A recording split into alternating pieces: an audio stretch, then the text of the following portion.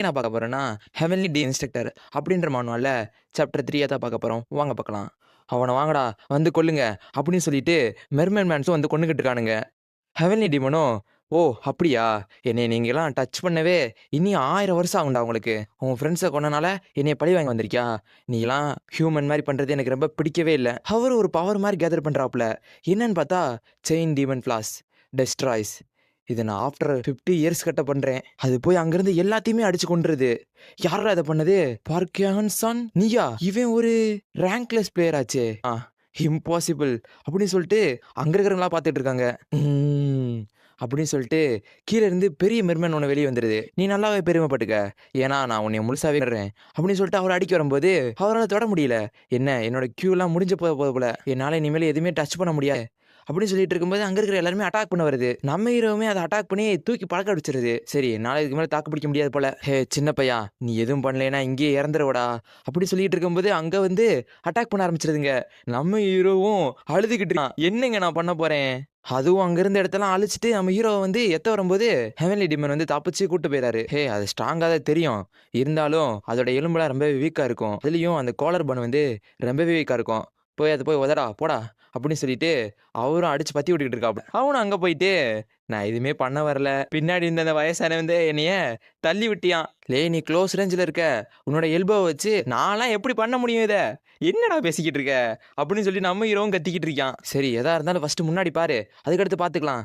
சரி நான் இதுக்கு மேலே இதை பற்றி கவலைப்பட போகிறது கிடையாது அப்படின்னு சொல்லிட்டு நம்ம ஹீரோ முன்னாடி பார்க்குறான். ஒரே ஒரு அப்பர் கட்டை விட்டுட்டு எல்போவை வச்சு டக்குன்னு ஒரு அடித கீழே முடிச்சது கடை. ஹீரோ பயங்கரமாக பயந்துக்கிட்டே இருக்க. எதுக்கு பயந்துக்கிட்டு இருக்க? நீ இதை கொன்னா மட்டும்தான் நீ சர்வைவ் ஆக முடியும். இல்லைன்னா அது தேடி பிடிச்சி உன்னை கொல்ல ஆரம்பிச்சிடும். நீ இதை கொன்று உன் ஃப்ரெண்ட்ஸுக்கு ஹெல்ப் பண்ணு அப்படின்ட்டு எல்லாத்தையும் பார்க்கும்போது எல்லாருமே பயங்கரமாக சண்டை போட்டுட்டு இருக்காங்க. சரி இதை நான் பண்ணி தான் ஆகணும் அப்படின்னு சொல்லும் போதே அவங்க அப்பா அம்மா எல்லாருமே ஞாபகம் வருது. இதுதான் காரணம் எல்லாத்துக்குமே. ஹியான்டா ஹாஸ்பிட்டல் இருக்கிறதுக்கும் இதுதான் காரணம். நம்ம ஹீரோவும் அதை கொண்டுறியான். சரி நீங்க இப்போ கொண்டனால உங்களுக்கு ரிவார்டா நீங்க அவேக்ன் ஆகிறீங்க. அதோட போர்ல யாராலையும் பார்க்க முடியாத கேட்க மட்டும் முடியற சிறப்பு திறமை வருது. சாப்டர் 4 தான் பார்க்க போறோம். வாங்க பார்க்கலாம். அதுக்கு முன்னாடி சேனலை சப்ஸ்கிரைப் பண்ணிக்கங்க. போன சாப்டர்ல இது வரைக்கும் பார்த்துருந்தோம்னா நம்ம ஹீரோவும் அவேக்ன் ஆகிட்டான். அவேக்ன் ஆன பிறகு எனக்கு என்ன பவர் கிடைச்சிருக்கு? என்னது கேட்கிறதா? அறிவுரைகளை கேட்கிறதா? ஆமா நம்ம ஹீரோக்கு அறிவுரைகளை கேட்கிற பவர் தான் கிடைச்சிருக்கு. இந்த மாதிரி ஒரு குப்பை பவர் தான் எனக்கு கிடைக்கணுமா? நாங்க இனிமேல் ஃபாலோ கூட பண்ண முடியாது. அது உண்மை. இந்த மான்ஸ்டர்லாம் ஏன் பி ரேங்க் கேட்டுக்குள்ள இருக்கு? எல்லாரும் திரும்பி வாங்க. இந்த இடத்த நம்ம தப்பா மெஷர் பண்ணிட்டோம். இது ஒன்றும் பி ரேங்க் கேட்டு கிடையாது. அதனால எல்லாரும் திரும்பி போயிடலாம். நம்ம எல்லாரும் திரும்பி போய் ஆகணும். ஏன்னா இதை பத்தி நமக்கு எதுவுமே தெரியாது. அதுங்க திரும்பி நம்மளை வந்து அட்டாக் பண்ணலாம். சரி இன்ஜுரி ஆனவங்களெல்லாம் கூப்பிட்டுக்கிட்டு திரும்பி எல்லாரும் வாங்க அப்படின்னு சொல்றாங்க.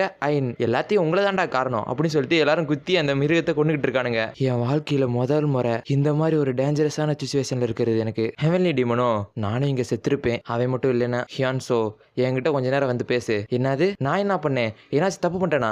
எல்லாரும் போர்ட்டல்ல இருந்து ரிட்டர்ன் ஆயிட்டு இருக்காங்க. என்னைய பனிஷ் பண்ற மாதிரி நான் எதுவுமே பண்ணலையானா? இன்னைக்கு இறந்த எல்லாத்துக்கும் நம்ம அசோசியேஷன் நல்லாவே பேமெண்ட் பண்ணிடுவாங்க. அவங்க எல்லாத்தையும் காப்பாத்திப்பாங்க. அதோட அவங்களுக்காண்டி நம்ம கொஞ்ச நேரம் ப்ரே பண்ணுப்போம். இது ரொம்ப கடுப்பா இருக்கு. அசோசியேஷன் இது காரணமா பெரிய ஹண்டரை மட்டும் தான் சொல்லுவானுங்க. ஆனா எங்களுக்கே இன்னைக்கு கஷ்டமா தான் இருந்துச்சு. இன்னைக்கு நமக்கெல்லாம் ஒரு நியூ அவேக்னட் கிடைச்சிருக்காரு. அவருக்கு எல்லாரும் கை தட்டி அவருக்கு நன்றி செலுத்துங்க. எப்படி அவன் கண்டுபிடிச்சியான் அப்படின்னு சொல்லிட்டு நம்ம பார்த்துட்டு இருக்கும்போது ஓ அவேக்னடா அப்படின்னு சொல்லிட்டு எல்லாருமே கை தட்டிட்டு இருக்காங்க. ஓ இதை பத்தி தான் பேசணும் நானா? சரி பொருளெல்லாம் பத்திரமா வைங்க. இதெல்லாம் அசோசியனுக்கு சொந்தமானது அப்படின்னு சொல்லிட்டு இருக்கும்போதே சாய் வந்து நம்ம கிட்ட பேசுறியான். இன்னைக்கு நிறைய பேரு இறந்துருக்காங்க. சில பேர் அவேக்னடும் ஆயிருக்காங்க போல. சரி உன் ஸ்கில் என்னன்னு சொல்லு அப்படின்னு சொல்லிட்டு இருக்கும்போது பக்கத்துல இருக்கிறவங்களாம் மறுபடியும் அவன் வந்து புள்ளி பண்ண ஆரம்பிச்சிட்டானா? ஆனா எனக்கும் அவனோட ஸ்கில் என்னன்னு தெரிஞ்சுக்கணும் ஆசையா தான் இருக்கு. பேசாம சொல்லிடவா?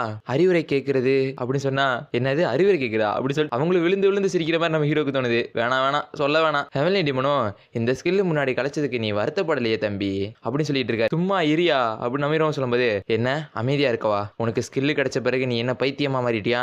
சரி உன்னோட ஸ்கில் எப்படி ஒர்க் ஆகுதுன்னு பாப்போமா அப்படின்னு சொல்லிட்டு அவனை அடிக்க வரும்போது நம்ம ஹீரோக்கும் விண்டோ பாப்பா ஆகி உங்களோட இன்ஸ்ட்ரக்ஷன் ஸ்கில் ஆக்டிவேட் ஆகுது அப்படின்னு சொல்லும்போது ஹெவன்லி டீமனோ ஒரு ஸ்டெப் பின்னாடி வா. நம்ம ஹீரோவும் டக்குன்னு பின்னாடி வந்துட்டியா? உங்களுக்கு கேட்கிற திறன் நல்லா கூடி இருக்கு. அதோட உங்களை அட்டாக் பண்ற பவர் வந்து 15% உங்களுக்கு அதிகரிச்சிருக்கு. நீ என்ன சண்டை போடணும்னு ஆசைப்படுறியா அப்படின்னு சொல்லிட்டு அவனும் அடிக்க வரும்போது லெஃப்ட் ரைசிங் ரைஸ் அப்படின்னு சொல்லிட்டு ஒரு ஸ்கில் வந்து உங்க மண்டைக்குள்ள பதியுது அப்படின்னு சொல்லும்போது டைம்லாம் ஸ்லோ ஆகுது. அப்படியே உள்ள இருந்து வெளியே வந்தவனையே சரி அப்படின்னு சொல்லிட்டு நம்ம ஹீரோவும் அந்த அட்டாக்கை மறுபடியும் ரீப்ளேஸ் பண்ணி காட்டுறான். லெஃப்டி ரசிங் ரஸ் ரைட்டிங் ரசிங் ரஸ் அப்படின்னு சொல்லிட்டு டக்கு டக்குன்னு அவனை அடிச்சு பறக்க விட்டுறான். அவன் ஆர்மரும் பறந்துருது.